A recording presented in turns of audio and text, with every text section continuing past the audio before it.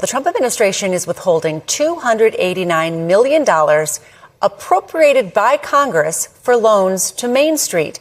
Now, the elimination came through an executive order last year, with President Trump saying the program was woke and promoted gender extremism and climate radicalism. The criticism did not come with any real backing of evidence of problems with these loans. Well, Trump's criticism came with no evidence because there isn't any. And essentially what he did is he took nearly $300 million that Congress had allocated for loans towards small businesses and said, no, who cares what Congress allocated the money for? I'm gonna put a freeze on it, and we are not going to send it over to small businesses. But you wanna know what's really interesting? Get a load of this headline in the New York Times today.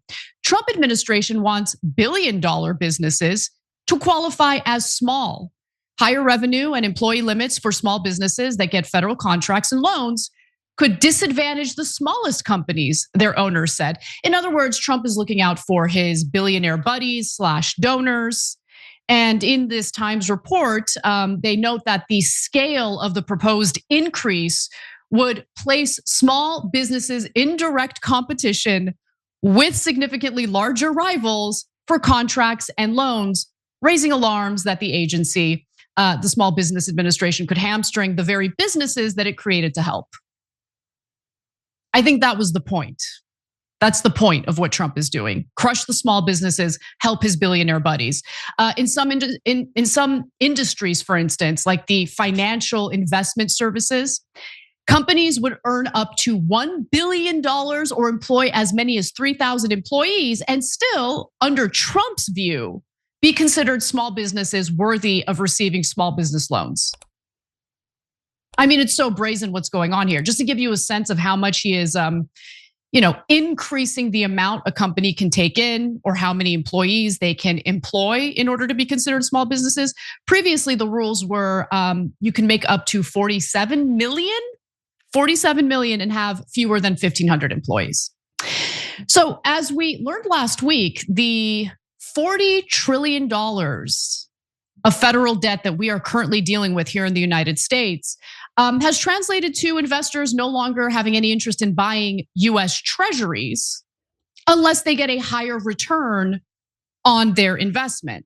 So this has to do with the 30-year bond, and that is very relevant, okay, to this story because Scott Bessent, as we all know, is working to tamp down the 30-year bond yield through, buybacks of treasuries, basically manipulating the market, manipulating the bonds.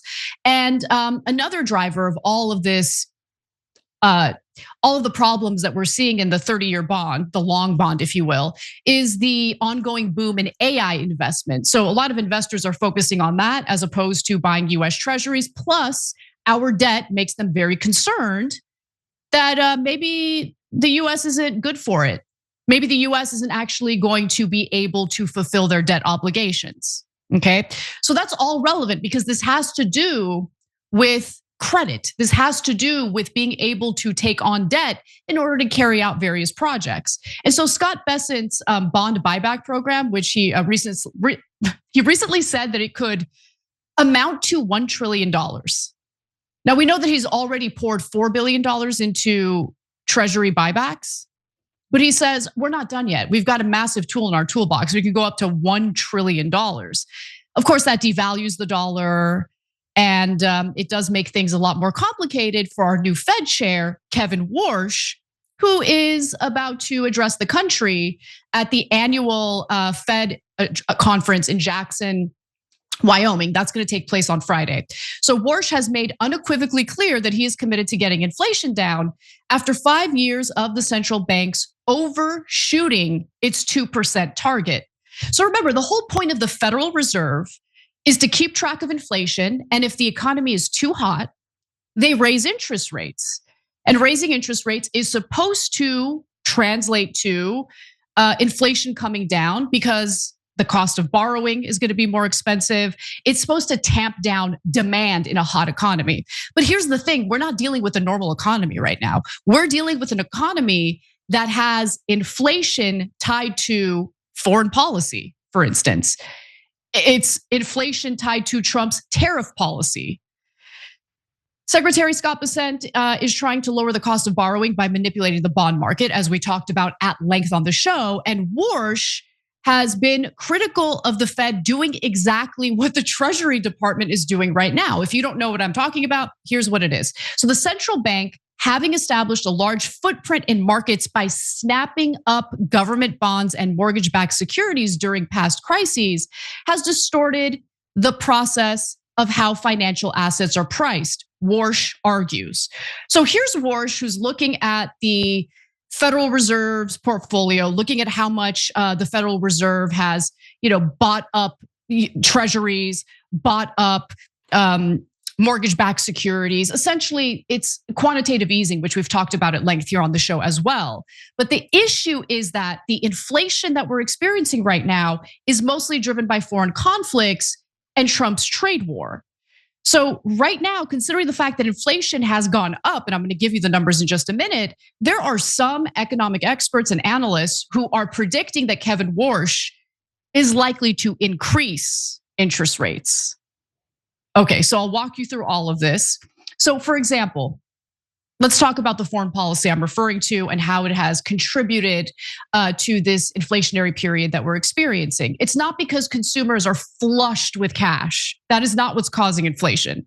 So let's take a look at this chart, and it shows you, the average price of diesel, US average price of diesel. This was a graph that was put together by the New York Times. They actually had a pretty excellent piece out that notes that the Ukraine and Iran wars have increased the price of diesel to near record levels, which is absolutely crushing truckers and farmers here in the United States. So I report the news for a living. And one thing I never want to do is let one media outlet decide for me what the story is or which part of it matters. That's one of the reasons why I use Ground News. It's a website and app that brings reporting from across the political spectrum together in one place. But let me actually show you what that means. I can open basically any story and immediately see the bias distribution of the coverage. I can compare how outlets are writing their headlines, check the factuality ratings of the sources, and even see who owns them. So instead of just reading a headline and moving on, I have context about where that information is coming from and how differently the same story is being presented. But one of my favorite features is the blind spot feed. It specifically surfaces stories that one side of the political spectrum is barely even covering at all, which is incredibly useful if you're trying to get outside of your own media bubble. And you can create custom feeds around the topics you actually care about, so you can personalize what you follow and want to see more of. That's why I genuinely love Ground News. It gives me more control over how I consume the media, and I think that's something all of us could use right now. Go to ground.news/TYT or just scan the QR code to get 40% off the Vantage plan. That's the same plan we use. That's ground.news/TYT. The average price of diesel in the US was about $5.62 a gallon on Wednesday, which is 53% higher than a year earlier. That's according to the AAA Motor Club. The last time US diesel prices shot up pretty high was back in 2022 after Russia invaded Ukraine. At that time, it hit a peak of $5.82 a gallon. Now, keep in mind, diesel is very critical to large sectors of the US economy. So according to the New York Times, which has generally been very favorable toward the US supporting the ongoing war in Ukraine, supporting Ukraine, of course, Russia's ability to make diesel has been severely hamstrung because, well, Ukraine has damaged many of its refineries, which is just demonstrably true. So people are very upset when I mention that. But my job is to tell you what's actually happening. So this is demonstrably true. In July, Bank of America's analyst said Russian refineries were processing around 3.9 million barrels a day, down from 5.3 million barrels a year ago. That has forced Russia to suspend diesel exports. So if you're suspending diesel exports, what does that mean? In a global economy, it means that we have even less supply of diesel, which is going to cause the price of diesel to increase significantly. Analysts say that 40% of Russian refining capacity has been impacted by Ukraine carrying out drone strikes. Russia has remained undeterred. They continue to slowly but surely gain more territory in Ukraine. And so many of the male soldiers have died in Ukraine that they're now considering forcing women to fight in this war. Then there's the closure of the Strait of Hormuz, of course, which has led to a 20% increase in the global oil price to about $86 a barrel. Obviously, it fluctuates, but that's where it's at today. The volume of crude oil refined in the Middle East has dropped to about 8 million barrels a day in 2026, down 1.6 million barrels a day from 2025 levels. And that's what S&P Global analysts said in a recent report on August 1st. So this has all translated, okay? This, along with Trump's tariff policies, his stupid trade wars, including one that's really heating up against Canada for some reason, all of that has contributed to an inflationary period that is not helpful to the US economy. It's not helpful to the global economy, that's for sure. But in terms of the affordability crisis here in the US, things are not getting better. In fact, they're getting worse. Take a look. The market actually pulled back about 40 points or so, 50 points on this one. All right, so July PCE, we came in a little bit hotter than expected month to month, a gain of 0.2% month to month. The expectation was 0.1, 3.7% year over year. This is July PCE. That's hot. That is a hot number, yeah. The expectation was 3.6. Core came in line at 0.2% up, and then core year over year came in line with expectations, 3.3. But we have seen a reversal in futures because of this data. GDP for the second quarter is still 1.5%. This is, of course, the second reading of that number. It does show us that the annualized growth rate of GDP is actually slowing. No need to sound the alarm bells. We're certainly not in recession territory, but we really like to see what's called a Goldilocks zone. GDP coming in somewhere between 2 to 3%. That is healthy growth.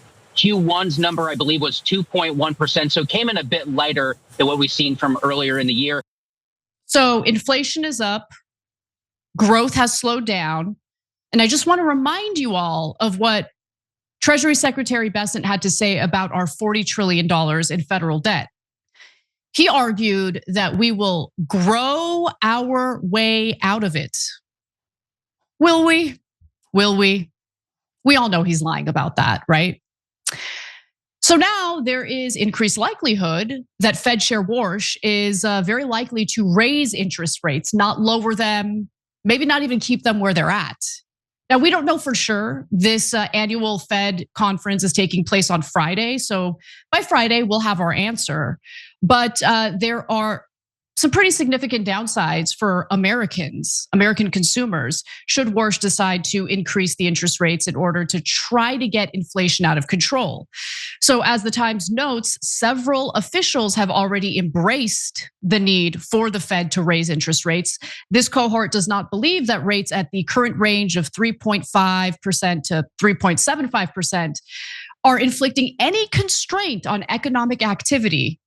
With multiple sources of price pressures, they argue that the prudent path forward is for the Fed to raise rates gradually now. So not only are Americans forced to pay for genocide and barbarism carried out by Israel in the Middle East, we're also forced to pay for and fight their war against Iran as they're plotting to start a new war against Turkey.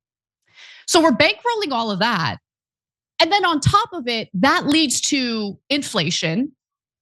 And in response to that inflation, we're all gonna have to pay more for our mortgages, auto loans, credit card debt.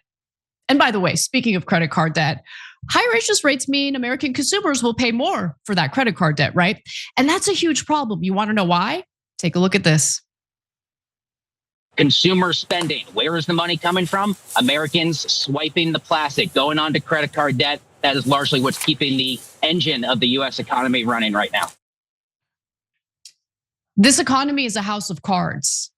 And this didn't happen by accident. This happened based on conscious decisions our politicians have made, not just through one administration, but through several administrations, especially in the aftermath of the 9/11 terror attacks, and especially after Obama responded to the global financial crisis the way that he did, through bailouts toward the very industries and the very hot shots, that fat cats that destroyed the economy to begin with, while of course allowing Americans to be foreclosed on.